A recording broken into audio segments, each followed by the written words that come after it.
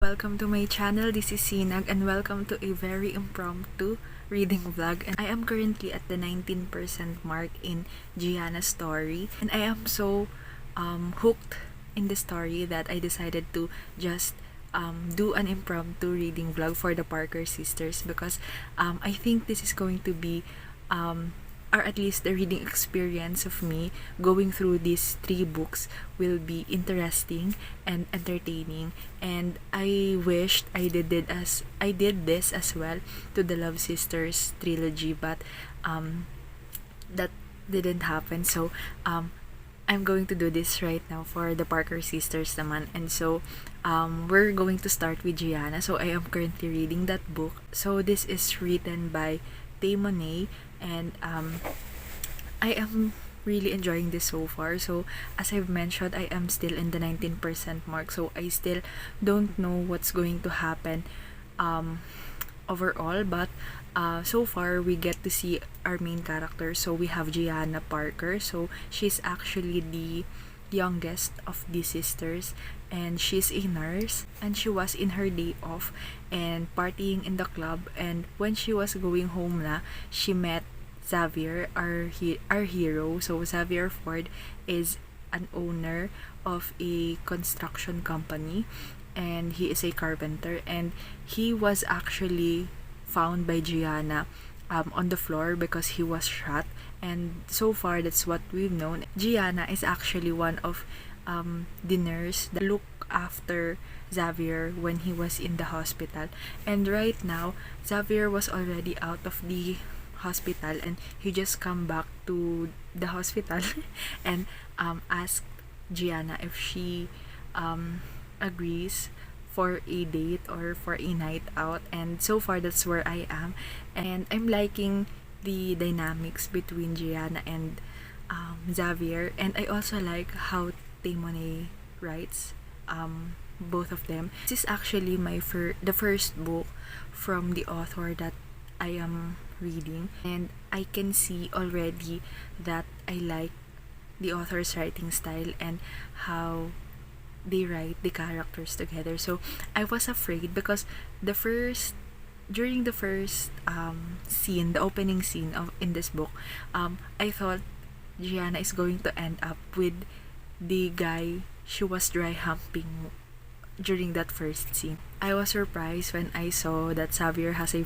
point of view, so it means that he is the other main character, so he's the hero. So anyway, her sisters Aurora and Sloane were also interesting and I think fun to follow. So Aurora is an influencer. She actually have a podcast of her own, and I am actually excited to read her book because I am very interested in that aspect. I realize that I love reading books where the main character is doing a podcast, I think. So I don't know if I love that truly. That's why I'm going to see if in Aurora's case I really love that, or is it just because the book that I've read before, Heidi, is just a very interesting and funny character. So, and then the oldest sister, so Aurora is the middle child, and then the eldest is Sloane, and she actually has a baby, so she is pregnant, and she is with her husband Jay. So I am lucky when I look back on the Kindle information, and then I see that this is actually book 1. Gianna is actually book 1. I'm kind of scared for Sloane's book because I don't know what's going to happen, because in this one she is pregnant, right? And she has already a husband, and it is shown to us that they are kind of a happy family. So I don't know what's going to be the what do you call this? The conflict on Sloane's part, and I'm scared because I don't know what's going to happen. Is it my first thought will be the trope will be something about marriage in trouble, and then the second one Jace will die.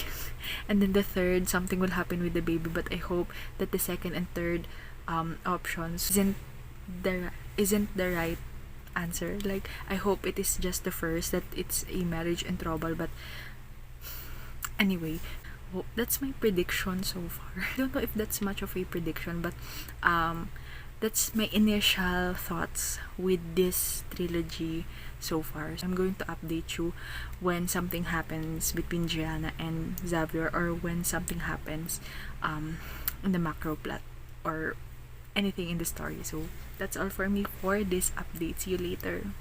I finished Gianna's story, and I still don't know what to give it. Maybe since I liked it naman, maybe I'll give it 4 stars. And okay, let's talk about what happened in here. So this is really not a spoilery reading vlog. So anyway, so it's okay. You can, if you don't want spoilers, you can still continue, because I won't be spoiling anything, because first of all, there's nothing to spoil about.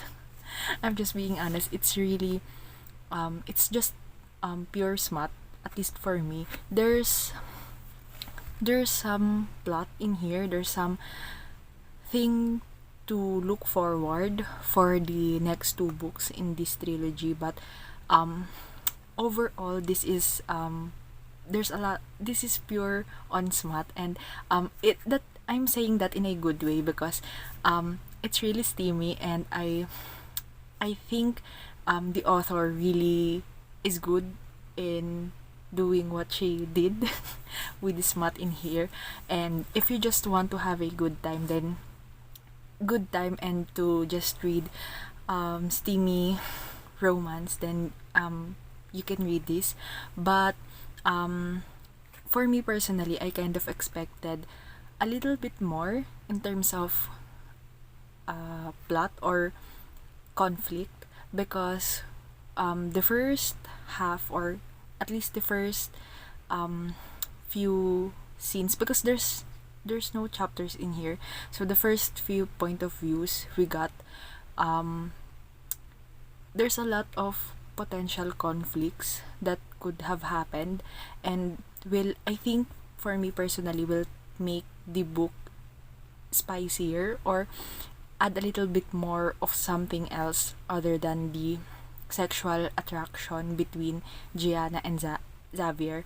And so I'm kind of disappointed in that part, because the conflicts that I expected, not even one happened. And I don't know, it feels like a miss for me, because the author could have made this book even better. This is already a good book, and I think the addition of those conflicts will make this book a little bit angstier. Aside from that, the ending also kind of happened abruptly, and I wish we could have seen more, and I feel like it is rushed. The introduction was built up well, and the sisters were showed to us, or we get to know them really well.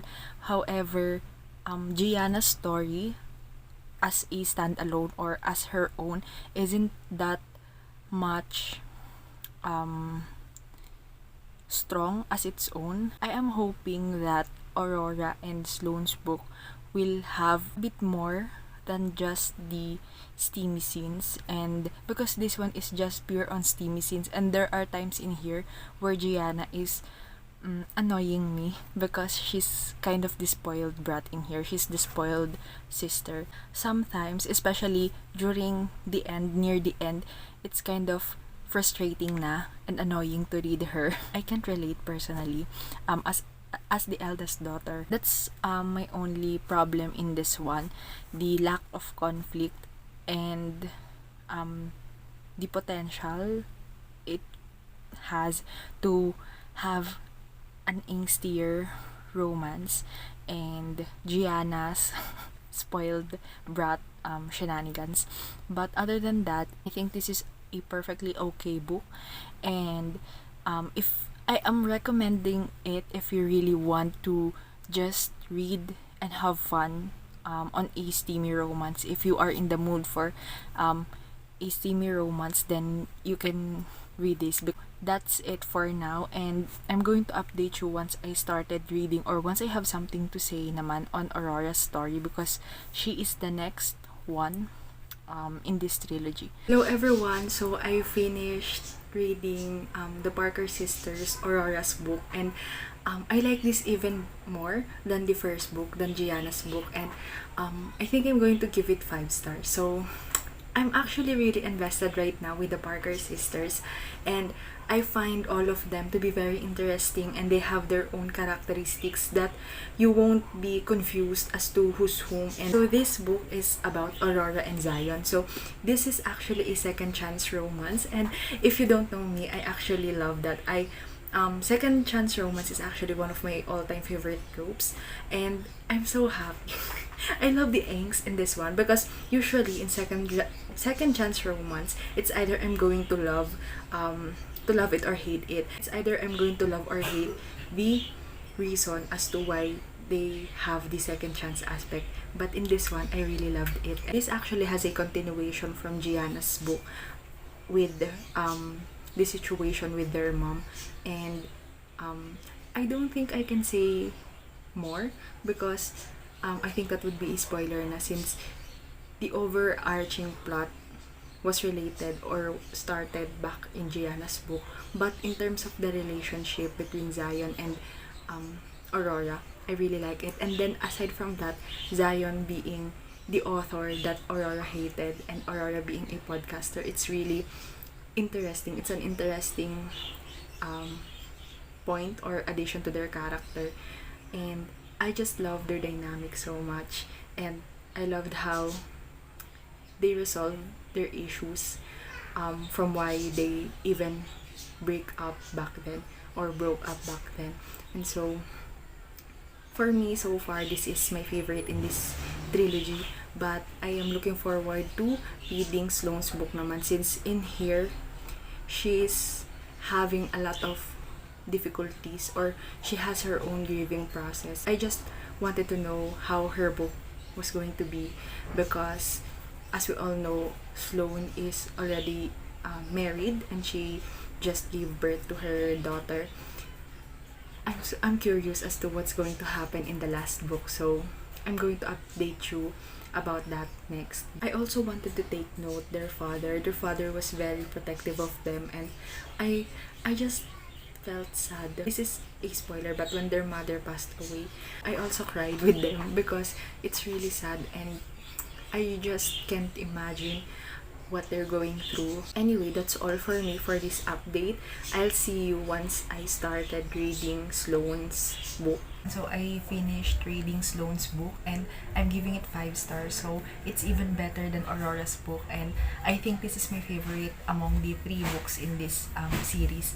And this is the direct continuation of what happened in terms of the macro plot. It deals about a death of a parent, grief, and it's actually centered around Jay's and Sloane's marriage. And I love that this one we get to see an established couple or an established relationship between our main characters, because the first book, Gianna,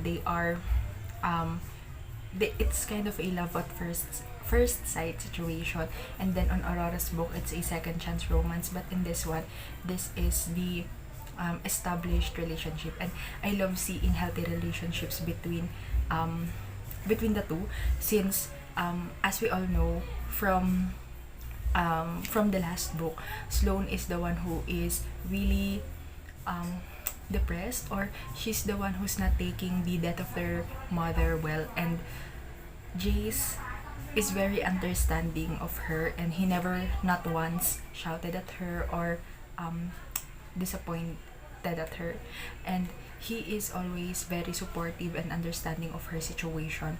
And aside from that, this book also deals with a lot of topics like grief, motherhood, postpartum depression, death of a parent, what else?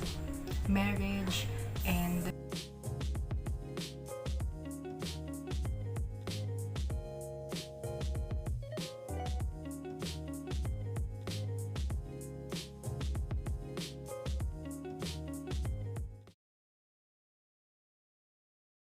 I think this is a perfect ending for the trilogy, since we started with Gianna and we're basically knowing them, but in here we end the trilogy or the series knowing everyone and um, exploring deeper, exploring their emotions and their characters deeper. Anyway, I really enjoyed this trilogy, and overall I think this is a 5-star series for me. And yes, I really highly recommend it if you want to read more sisterly books or books following sisters.